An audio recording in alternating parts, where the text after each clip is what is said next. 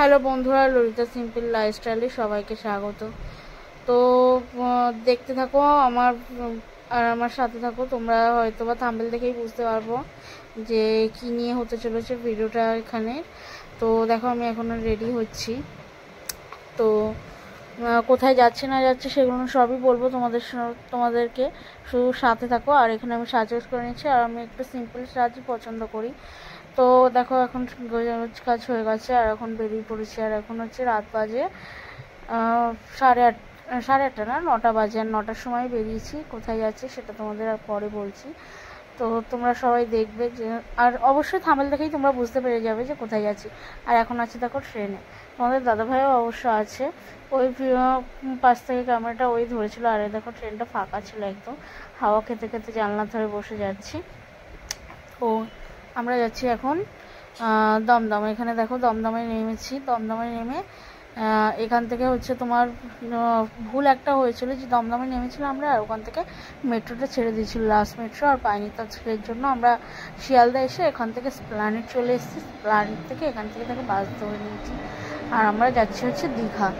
তো হোলিতে 2 দিন ছুটি পেয়েছিলাম অফিসে, তো সেই কারণে ভাবলাম যে একটা ছোটোখাটো ট্রিপ হয়ে যায়। তো সেই কারণে দীঘার প্ল্যানটা করলাম। আর এখানে দেখো বাসটা কি সুন্দর। আর দীঘার মরশুমে না খুব মানে এতই জিনিসের দাম বেড়ে গেছিলো, বাসের ভাড়াটাও খুব হয়ে গেছিলো। তো বাস রাত্রে ছেড়েছিল 12টা 10 নাগাদ। তো আর এখানে নেমেছিল হচ্ছে 5টা 10-এ।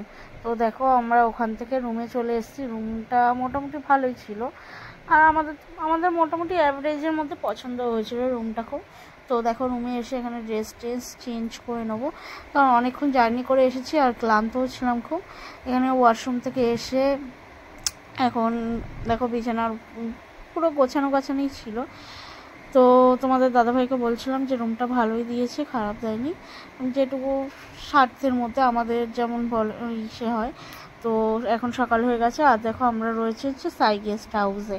তো এখানের কিছু রুম আমরা তোমাদের দেখিয়ে দেবো যাদের স্বার্থের মধ্যে, তোমরাও এসে এখানে থাকতে পারো। আর এখানে দেখো রিসেপশনিস্টে আমি দাদার সঙ্গে কিছু ফর্মালিটি ফিল আপ করছিলাম।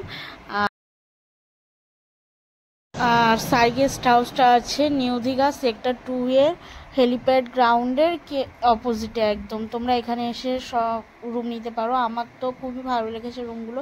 তোমাদের সঙ্গে রুমগুলো আমি অবশ্যই শেয়ার করব। তার আগে আমি কিছু ফর্মালিটিস এখানে ফিল আপ করে নিচ্ছি। আর চলো তোমাদের সঙ্গে রুমগুলো দেখিয়ে দিই একটু একটু করে, ঠিক আছে?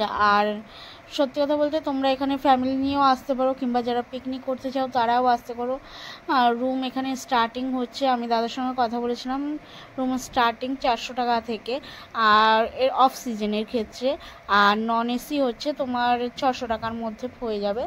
আর সিজন ওয়াইজ একটু দাম ওঠানামা করে, কিন্তু খুব অ্যাভারেজ, খুব বেশি হয় না। তোমাদের মনে হয় না সাধ্যের মতো হয়ে যাবে। তো চলো তোমাদের কিছু রুম আমরা এখানে দেখিয়ে দিচ্ছি। আর এখান থেকে দেখো সিঁড়ি দিয়ে দোতলার দিকে উঠে কিছু রুম আছে, সেখানে চলো দেখিয়ে দিই। এই যে দেখো রুম দেখে নিচ্ছি। এখানে তোমরা ধরো কেউ চাইলে 4জন 5জন এসে একসঙ্গেও রুম নিয়ে থাকতে পারো, বড় রুমও আছে।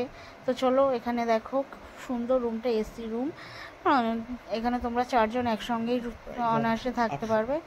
এটার প্রাইস 800 টাকা করে আছে, ঠিক আছে? তো দেখো খুব সুন্দর রুমটা, পাখাও আছে, এসিও আছে। এটা তোমরা চাইলে এসি না নিয়েও নন এসিতে 4জন মিলে থাকতে পারো। তো আমার তো খুবই পছন্দ হয়েছে। এটা হচ্ছে নন এসি রুম আছে। তো 600 টাকার মধ্যে পড়বে এটা, ঠিক আছে? এটাই তোমরা 3জন অনায়াসে থাকতে পারো। তো তোমরা যারা চাইছো যে দীঘা এসে একটা ভালো হোটেল খোঁজার জন্য, এটা আমার ক্ষেত্রে মনে হয় যে একদম বেস্ট, একটু সুন্দরী, মানে সুন্দরের মধ্যে।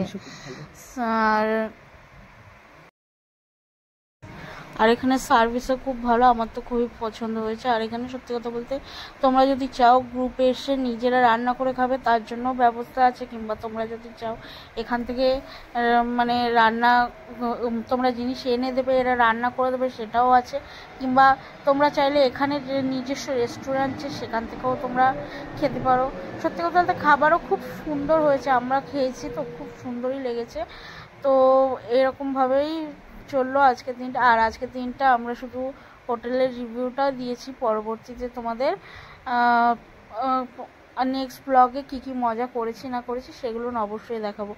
আর এই হোটেলের যে নাম্বারটা আছে, মানে বুকিং নাম্বার যেটা আছে, সেটা আমি আমার ডিসক্রিপশান বক্সে দিয়ে দেবো। তোমরা চাইলে ওখান থেকে গিয়ে হোটেল বুকিং করে নিতে পারবে। আর সত্যি কথা বলতে দাদার ব্যবহারটা খুবই ভালো লেগেছে আমার, ঠিক আছে। আর এখানে জলের সার্ভিস একদম, অন্য জায়গায় আছে না যে জল কিনে খেতে হয়, এখানে কোনো সেরকম ব্যবস্থা নেই। এখানে হচ্ছে জল তোমরা পেয়ে যাবে। আর এখানে দেখো কিছু নিয়মাবলী দেওয়া আছে গেস্ট হাউসের, এগুলো তোমাকে মেনটেন করতে হবে, তা না হলে থাকে। চলো এগুলো শেষ করে নিই, এখন আমরা যাচ্ছি বিচের দিকে।